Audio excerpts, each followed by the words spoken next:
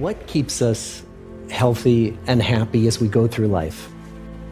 If you were going to invest now in your future best self, where would you put your time and your energy?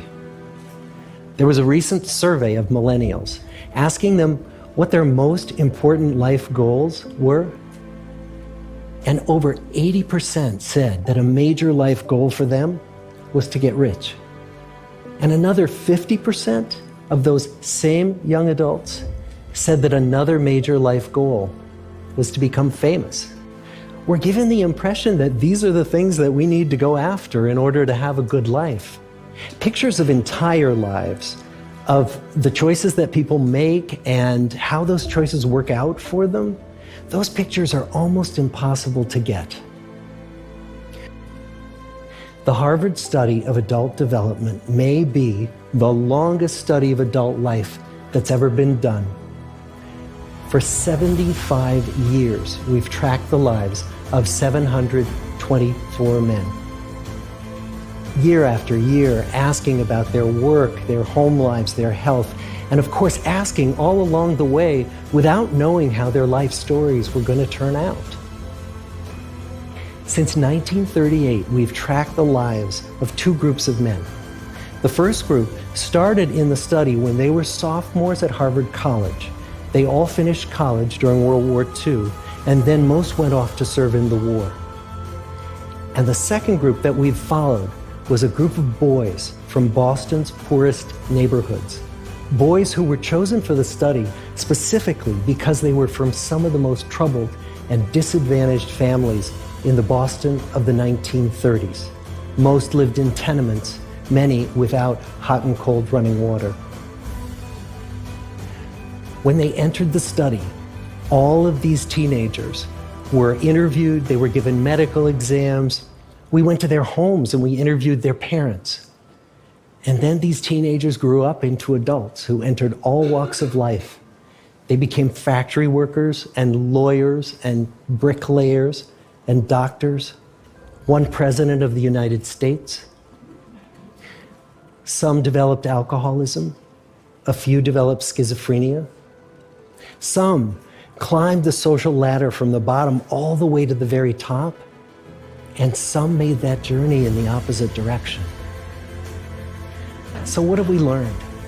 What are the lessons that come from the tens of thousands of pages of information that we've generated on these lives? Well, the lessons aren't about wealth or fame or working harder and harder. The clearest message that we get from this 75-year study is this: good relationships keep us happier and healthier, period. And we know that you can be lonely in a crowd and you can be lonely in a marriage. So the second big lesson that we learned is that it's not just the number of friends you have, and it's not whether or not you're in a committed relationship, but it's the quality of your close relationships that matters.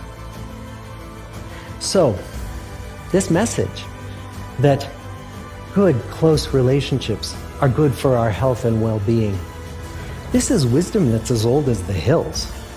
Why is this so hard to get and so easy to ignore? Well, we're human. What we'd really like is a quick fix, something we can get that'll make our lives good and keep them that way. Relationships are messy and they're complicated, and the hard work of tending to family and friends, it's not sexy or glamorous. It's also lifelong. It never ends. The people in our 75-year study who were the happiest in retirement were the people who had actively worked to replace workmates with new playmates. Just like the millennials in that recent survey, many of our men, when they were starting out as young adults, really believed that fame and wealth and high achievement were what they needed to go after to have a good life. But over and over these 75 years, our study has shown that the people who fared the best were the people who leaned into relationships with family, with friends, with community. So what about you? Let's say you're 25 or you're 40, or you're 60, what might leaning into relationships even look like? Well, the possibilities are practically endless.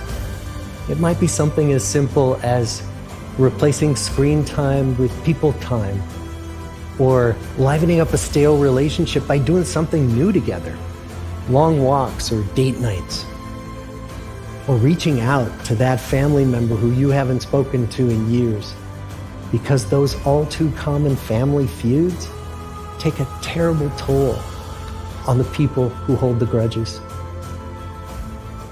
I'd like to close with a quote from Mark Twain. More than a century ago, he was looking back on his life, and he wrote this: "There isn't time, so brief is life, for bickerings, apologies, heartburnings, callings to account. There is only time for loving, and but an instant, so to speak, for that. The good life is built with good relationships." Thank you.